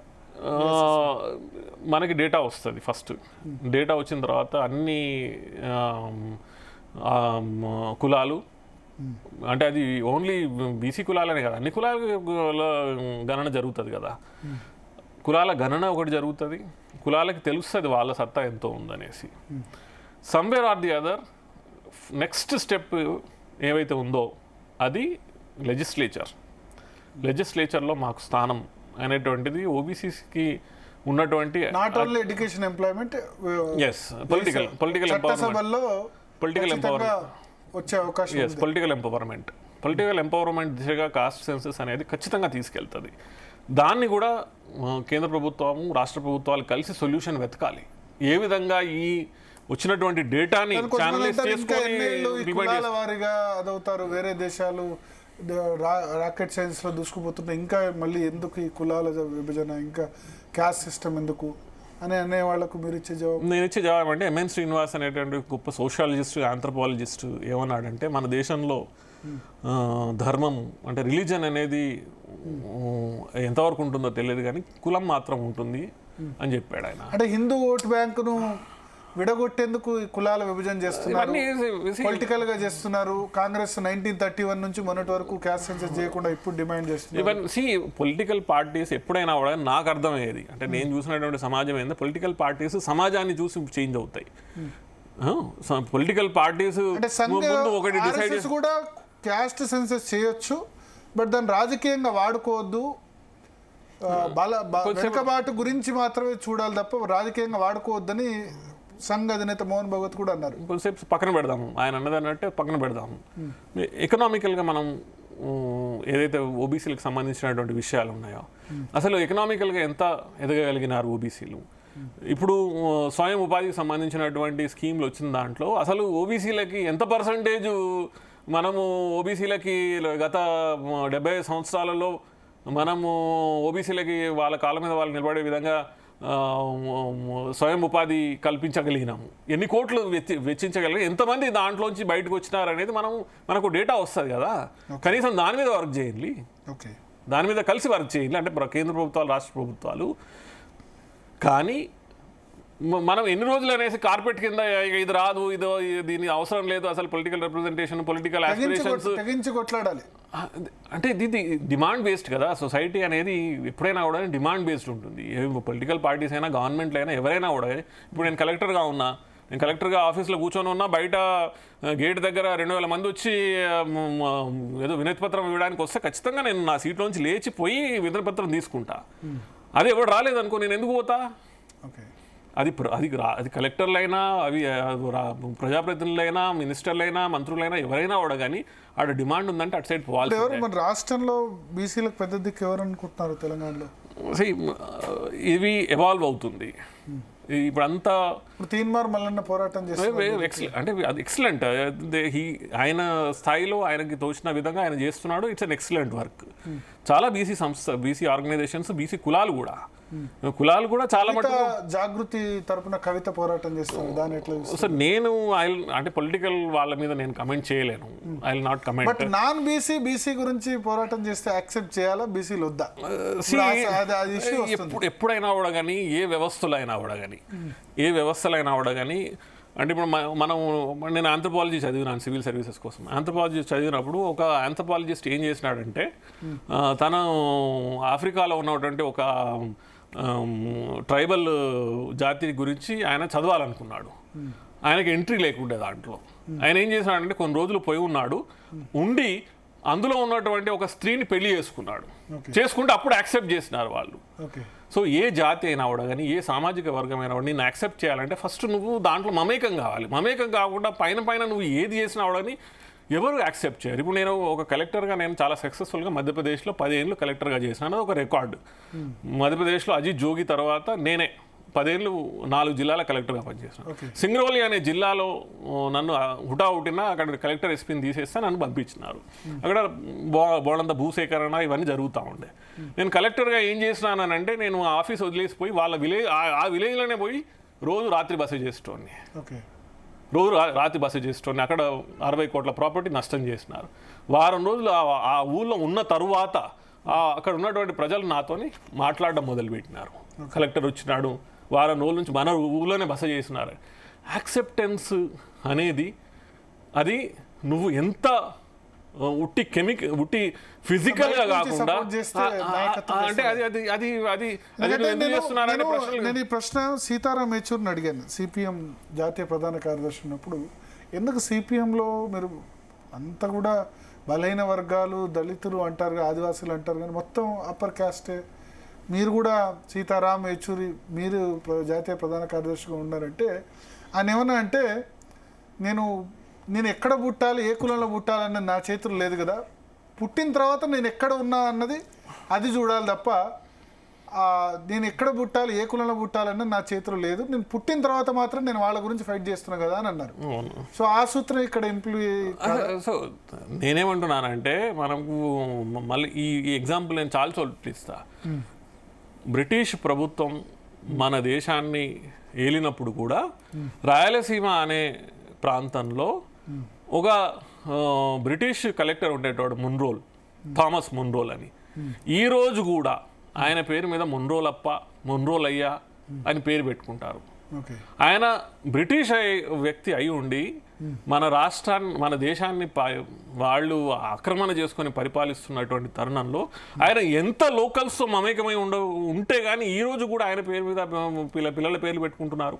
సో నువ్వు బీసీల కోసం పనిచేసేవాళ్ళు బీసీల ఒక్క రోజులో ఒక రోజు you have to become part of them. So Kavitha బీసీలతో మమేకం కావాలంటే చాలా టైం పడుతుంది. దాన్ని నేను అసలు క్వశ్చన్ చేయట్లేదు ఆవిడ వ్యక్తిత్వాన్ని ఉద్దేశాన్ని. చేస్తే మంచిది, అన్ని పొలిటికల్ పార్టీస్ చేయాలి, అందరూ బీసీల హక్కుల కోసం పోరాడాలి. సో ఇప్పుడు ఇక్కడ ఎవరు బీసీలో పెద్ద దిక్కు ఈటెల రాజేందర్, బండి సంజయ్, లేకపోతే కాంగ్రెస్లో ఉన్న ఇప్పుడు PC chief Mahesh Kumar Gowda, different political పార్టీస్లో ఉన్నారు. సో నేను మొన్న నా పుస్తక విమోచన ఆవిష్కరణ కార్యక్రమంలో నేను పుస్తకావిష్కరణ కార్యక్రమంలో ఈటెల రాజేందర్ గారిని పిలిచినాను, నేను మహేష్ కుమార్ గౌడ్ గారిని పిలిచినాను, దాసోజు శ్రవణ్ని పిలిచినాను, ప్రభాకర్ ఉన్నారు. సో అందరూ వచ్చినారు. సో నేనేమంటున్నానంటే ఈ పొలిటికల్ పార్టీ అనేది మీ ఐడియాలజీ అది ఒక లేయర్. అది దాని కింద ఉన్నటువంటి ఒరిజినల్ లేయరు మీరు బీసీ అయి ఉండడం. సో మీరు ఏ పొలిటికల్ పార్టీలో ఉన్నవాడు కానీ యూ నీడ్ టు రికగ్నైజ్ బీసీల ఆస్పిరేషన్స్, బీసీలకు కావాల్సింది ఏంటి, బీసీలు ఈరోజు ఏం కోరుకుంటున్నారు, మీరు ఆడుండి ఫైట్ చేయండి. కానీ వీళ్ళంతా కలిసి అయితే ఫైట్ చేయలేరు ఒక వేరు రాజకీయ పార్టీలో ఉన్నప్పుడు, ఎందుకంటే వాళ్ళ హైకమాండ్లు ఒప్పుకో. మనము జార్ఖండ్ స్టేట్ తీసుకున్నాం అనుకో, జార్ఖండ్ స్టేట్లో ఏ పొలిటికల్ పార్టీ వచ్చినా వాడైనా అక్కడ ట్రైబల్ని సీఎం చేయాలన్నటువంటిది ఒకటి ఫైనల్ చేసి అయిపోయింది. ఫైనల్ బీజేపీ దాన్ని వాళ్ళు మొన్న సవరించుకోవడానికి ట్రై చేసినారు, అది కాలేకపోయింది. But they have understood. నాకు తెలిసిన నాకున్నటువంటి సో ఏ రాష్ట్రంలో కొన్ని రాష్ట్రాలలో ఇది డిసైడ్ అయిపోయింది. నాకు తెలిసినంత వరకు తెలంగాణ లాంటి రాష్ట్రంలో రాబోయే సమయంలో మీరు ఏ పొలిటికల్ పార్టీ అయినా అవడానికి మీరు బీసీలని ముఖ్యమంత్రులు చేయకపోతే మేబీ బీసీలు మీతో సాధ్యం కాదు. కాంగ్రెస్ సాధ్యం అసాధ్యం అనేది వాళ్ళు డిసైడ్ చేసుకోవాలి. అది వాళ్ళు డిసైడ్ చేసుకోవాలి. బీజేపీ కూడా అది వాళ్ళు ఈ పార్టీలు డిసైడ్ చేసుకోవాలి. టీఆర్ఎస్ లో కేసీఆర్ కేటీఆర్ కాకుండా వేరే వాళ్ళు ముఖ్యమంత్రి గారు, కాంగ్రెస్ లో రెడ్డి కాకుండా వేరే వాళ్ళు సీఎం గారు. ఇది వాళ్ళు డిసైడ్ చేసుకోవాలి. నేనేమంటున్నానంటే వాళ్ళు డిసైడ్ చేసుకోవాలి. మీరు మీకు బీసీలకు సంబంధించినటువంటి ఈ చర్నింగ్ ఏదైతే జరుగుతుందో, ఈ కోరికలు, ఈ ఆస్పిరేషన్స్, ఇవన్నిటిని మీరు ఛానలైజ్ చేసుకొని మీ సైడ్ తిప్పుకుంటారా, లేకపోతే మాకు అవసరం లేదు? మొన్న జరిగిన ఈ సమగ్ర కుటుంబ సర్వే ఏదైతే ఉందో, మొన్న క్యాస్ట్ సెన్సస్ తెలంగాణలో కరెక్ట్గానే జరిగింది అనుకుంటారా? లెక్కలు 46% హిందూ బీసీలు ఉన్నారు. నేను దాన్ని క్వశ్చన్ చేయలేను. But at the same time నాకు ఉన్నటువంటి అంటే నేను తీసుకున్నటువంటి ఇన్ఫర్మేషన్ ప్రకారం ఫస్ట్ మీరు ఇది చేసినటువంటి సర్వే ఏదైతే ఉందో మీరు ఆ ట్రిపుల్ టెస్ట్కి అనుగుణంగా చేసినారా? బకులాభరణం కృష్ణమోహన్ గారు కొన్ని చాలా వ్యాలిడ్ క్వశ్చన్స్ అడిగినారు. డెడికేటెడ్ కమిషన్ ఏర్పాటు చేసినారు. ఆర్ కృష్ణయ్య గారు కోర్టుకు వెళ్ళిన తర్వాత మళ్ళీ కోర్టు ఆర్డర్ చేసిన తర్వాత డెడికేషన్ కమిషన్ వేయడం జరిగింది. డెడికేటెడ్ కమిషన్ అనేది ఈ 42% రిజర్వేషన్లు లోకల్ బాడీస్కి ఇవ్వాలని నిర్ణయించిందా, లేకపోతే మీరు అంతకుముందే కామారెడ్డి డిక్లరేషన్లో 42% ఇస్తారని మీరు ముందే డిక్లేర్ చేసుకొని పెట్టుకున్నారా? సో ఇవన్నీ క్వశ్చన్స్ ఏదైతే ఉన్నాయో ఇవన్నీ ఎప్పుడైతే కోర్టులో ఇష్యూ వెళ్ళిన రోజు ఇవన్నీ ప్రశ్నలు వస్తాయి. ఈ ప్రశ్నల్ని ఆన్సర్ చేసే విధంగా కమిషన్లు వాళ్ళ దగ్గర జవాబులు ఉండాలి. So somewhere or the other ఇది ఈ 42% ఏదైతే నంబర్ వచ్చిందో అది ఏ విధంగా వచ్చిందనేది మాత్రం ఆ కమిషన్కే తెలిసి ఉండాలి. ఓకే. సో ఇంకా కొంచెం లెక్కలు ఎక్కువనే ఉంటాయి, 46% కంటే ఎక్కువనే ఉంటాయి. అంతకుముందు 52% అనేది మన దగ్గర ఉన్నటువంటి వాళ్ళు 56 అంటున్నారు, 10% ముస్లిం బీసీలు కూడా కలిపి. నాది ఇంకొక పుస్తకం కూడా చాలా తొందరగా వస్తుంది, Pasmanda Muslims of Indian subcontinent అని. నేను చాలా రీసెర్చ్ చేసి సుమారు 4-5 years రీసెర్చ్ చేసి అక్రాస్ ద కంట్రీ ముస్లిమ్స్ ఎవరైతే ఉన్నారో ముస్లిమ్స్లో ఎవరైతే బీసీలకి సంబంధించిన వాళ్ళు ఉన్నారో ఏ రోజైనా కూడా కానీ వారిని నువ్వు హిందూ బీసీలతో కలిపి చూపించినటువంటి ఇది అంటే ఆ calculations somewhere or the other కన్విన్సింగ్గా లేదు అది సో దాన్ని కన్విన్సింగ్గా చేసుకునే విధంగా జిహెచ్ఎంసీలో మొన్న బీసీ రిజర్వేషన్లో మెజారిటీ ముస్లిమ్స్ గెలిచిన పరిస్థితి. సో ఇవన్నిటి ఈ ప్రశ్నలన్నీ ఇవన్నిటిని ఆన్సర్ చేసేది సంబంధించిన కమిషన్ నూరు భాష ఇటువంటివి అది ముందు నుంచే కాబట్టి అది కాకుండా మిగతా వాళ్ళని కలపడం వల్ల ఇటేమన్నా అన్యాయం జరుగుతుందా? డెఫినెట్గా హిందూ బేసిస్ డెఫినెట్గా అన్యాయం జరుగుతుంది. డెఫినెట్గా దాన్ని చాలా కేర్ఫుల్గా అబ్జర్వ్ చేసి బీసీకి సంబంధించింది. అందుకే కొన్ని స్టేట్స్ ఎవాల్వ్ అయినాయి. ఎట్లా ఎవాల్వ్ అయినాయి? ఇప్పుడు ఫర్ ఎగ్జాంపుల్ బీహార్ అనే స్టేట్ ఉంది అనుకో, అది ఎవాల్వ్ అయింది. వాళ్ళు ఓబీసీ అని పెట్టినారు, దాని తర్వాత మోస్ట్ బ్యాక్వర్డ్ క్లాసెస్ అని పెట్టుకున్నారు, ఎంబీసీస్ అని పెట్టుకున్నారు. సో అక్కడ రిజర్వేషన్ కూడా ఓబీసీ సపరేట్, ఎంబీసీ సపరేట్. మన దగ్గర ఏంది ఎంబీసీ పరిస్థితి ఏంది? మన దగ్గర చట్టసభల్లో అసలు చాలా కులాలు వెళ్ళలేదండి. మంగలి, కమ్మరి, కుమ్మరి, వడ్రంగి, సరే చాకలి ఒక బసవరాజ్ సారయ్య, ఇప్పుడు ఈర్ల శంకరయ్య వెళ్ళారు. కానీ మళ్ళీ బీసీల్లో కూడా ఒక 5-6 క్యాస్ట్ల డామినేషన్ కనబడుతుంది. మిగతా ఈ నొమాడిక్ ఈ సంచార జాతుల పరిస్థితి, వాటి పరిస్థితి, ఈ 5-6 కులాలే డామినేట్ చేసి వాళ్ళకి అవకాశం రాకుండా చేసిన పరిస్థితి ఉంది కదా. సో ఎట్లయితే మాలా మాదిగ లాగా ఎట్లయితే ఉందో ఎంబీసీలను కూడా ఒక 4-5 కులాలు మిగతా వాళ్ళు తొక్కుతున్న పరిస్థితి ఉంది కదా. మళ్ళీ వాళ్ళే గెలుస్తున్నారు. ఫస్ట్ ఏంటంటే కనీసం ఆ 4-5 కులాలు ఏవైతే సామాజిక వర్గాలు ఏవైతే సోకాల్డ్ బీసీలలోనే ఉన్నారో, అప్పర్ ఛాంబర్లో ఉన్నారో, వాళ్ళకే ఏం ఇప్పటివరకు సరిగా దక్కుతలేవు. మంత్రులు వరకు అయ్యారు, పిసిసి కొంతవరకు అధ్యక్షులు అయ్యారు.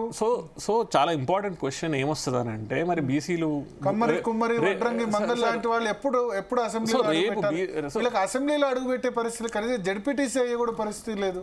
సో రేపు బీసీ ముఖ్యమంత్రి అయితే ఫస్ట్ అండ్ ఫార్మోస్ట్ ఎవరి గురించి నువ్వు పట్టించుకుంటావు అని అంటే వీరి గురించే.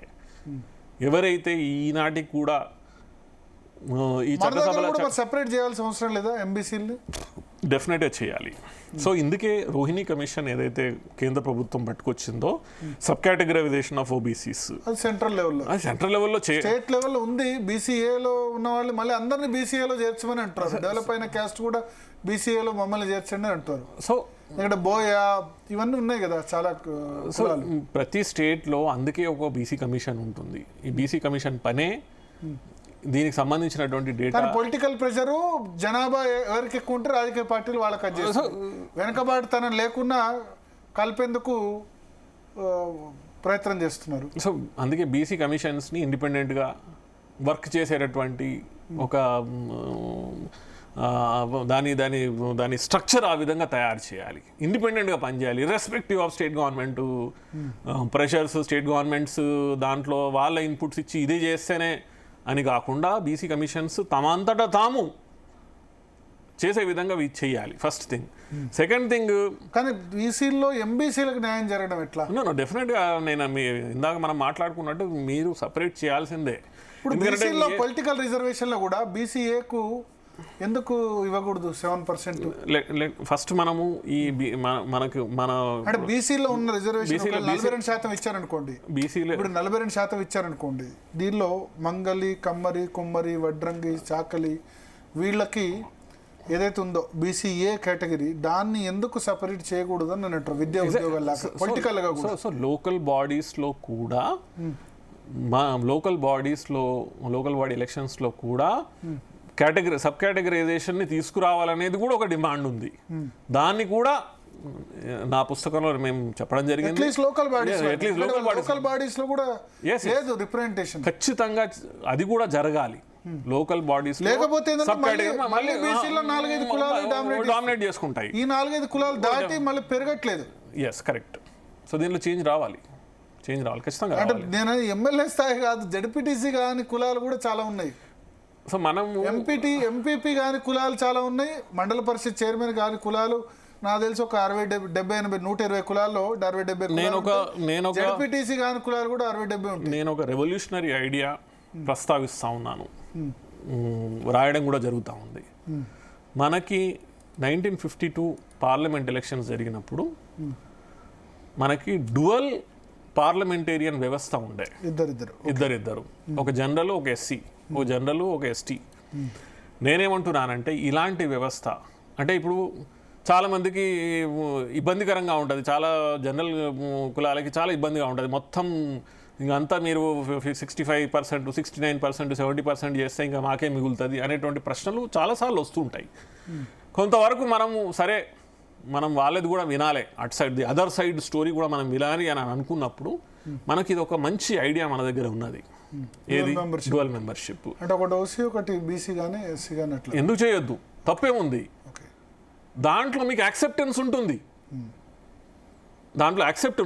మీరు దాంట్లో సబ్ కేటగరైజేషన్ కూడా చేయండి, దాంట్లో కూడా యాక్సెప్టెన్స్ ఉంటుంది. ఓసీల కంటే ఎక్కువ ఎంబీసీల గురించి ఎక్కువ ఆలోచించాలంటే చేయాల్సిన అవసరం అదే అని ఉంది. సరే, అందుకే నేను ఏమంటున్నా అంటే మనకి బీహార్ లాంటి రాష్ట్రాలలో మనకి ఎగ్జాంపుల్స్ ఉన్నాయి. నీకు ఓబీసీ అనే ఒక కేటగిరీ ఉంది, మళ్ళీ నువ్వు ఎంబీసీ అనే కేటగిరీ ఉంది, మళ్ళీ ఓబీసీలో నీకు సబ్ కేటగిరీ ఉంది, ఎంబీసీలలో సబ్ కేటగిరీ ఉంది. యాదవ్ మాత్రమే డెవలప్ అయింది, యాదవేతర ఓబీసీలు కాకుండా పోయారు కదా బీహార్, ఉత్తరప్రదేశ్ ఇటువంటి రాష్ట్రాల్లో. సో అందుకే నేనేమంటున్నానంటే ఈ సబ్ కేటగరైజేషన్ అనేది కూడా కొంతవరకు సైంటిఫిక్గా అండర్స్టాండ్ చేసుకుని దాన్ని స్టడీ చేసి సాధ్యం కదా. ఇట్లా ఇప్పుడు బీసీఏ విద్యా ఉద్యోగాల్లో ఇచ్చినట్టు పొలిటికల్గా కూడా ఇవ్వడం సాధ్యం కదా? ఇస్తే కోర్టులో ఏమైనా ట్రబుల్స్ వస్తాయా? ముందు చట్టం లేకుండా ఎలా తీసుకొస్తాం? చట్టం చేయాలి కదా. ముందు చట్టం చేసిన తర్వాత చేస్తే కోర్టులో యాక్సెప్ట్ చేసే అవకాశం ఉంటుంది, ఖచ్చితంగా ఉంటుంది. ఎందుకంటే మొన్న సుప్రీంకోర్టు ఇచ్చినటువంటి ఎస్సీ సబ్ కేటగరైజేషన్ చాలా హిస్టారికల్ జడ్జిమెంట్. ఆ హిస్టారికల్ జడ్జిమెంట్లో సబ్ కేటగరైజేషన్ ఆఫ్ ఎస్సీస్ ఏదైతే ఉందో లాంగ్ పెండింగ్ తెలంగాణ, ఆంధ్రప్రదేశ్ లాంటి రాష్ట్రాలలో, పంజాబ్ లాంటి రాష్ట్రాల్లో అందరూ భావించారు. అది గౌరవ సుప్రీంకోర్టు ఇచ్చినటువంటి ఆ డెసిషన్ తర్వాత సబ్ కేటగరైజేషన్ అనే దానికి ఒక చట్టబద్ధత కలిగింది.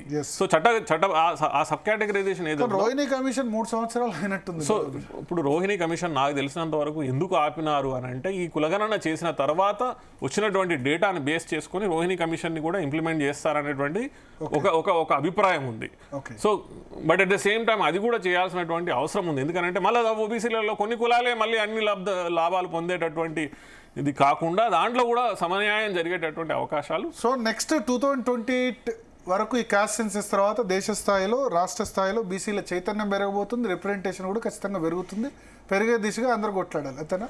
కొట్లాడాలి. అట్ ద సేమ్ టైం నేను మళ్ళీ చెప్పేది ఏంటంటే మనకి కన్విన్సింగ్, మనం అన్ని పార్టీస్ని కన్విన్స్ చేసుకోవాలంటే అంటే ఇక్కడ అన్ని సెక్షన్స్ ఆఫ్ ద సొసైటీ, అన్ని క్లాసెస్ ఆఫ్ ద సొసైటీని మనం కన్విన్స్ చేసుకోవాలి. చేసుకొని మనకి కొత్త సొల్యూషన్స్ కూడా వెతకాలి. ఇందాక నేను చెప్పినట్టు డ్యువల్ పార్లమెంటేరియన్ సిస్టమ్. ఇప్పుడు మనం ఆల్రెడీ పార్లమెంట్లో సీట్లు పెంచాలనుకున్నాం కదా, మనం దాంట్లో సీట్లు కూడా కుర్చీలు కూడా వేసి పెట్టుకున్నాం కదా రెడీ. అలాంటప్పుడు ఇంత పెద్ద దేశంలో ఇంత వైవిధ్యత, ఇన్ని రకాల సామాజిక వర్గాలు, ఇన్ని రకాల ఆస్పిరేషన్స్ ఉన్నటువంటి దేశంలో మనం నీకు 1000 సీట్లే ఎందుకు? దాన్ని 1500 చేయండి, దాన్ని 2000 చేయండి.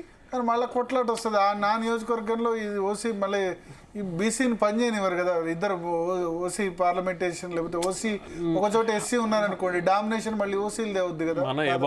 మనది ఎవాల్వింగ్ ఏ సొసైటీ అయినా కూడా కానీ ఎప్పుడు ఎవాల్వ్ అవుతూనే ఉంటుంది. ఏ సొసైటీ ఎప్పుడు ఒకేసారి పరిపక్వత వచ్చేసి అన్ని కరెక్ట్ అయిపోయినా అనేది సిచ్యువేషన్ ఉండదు.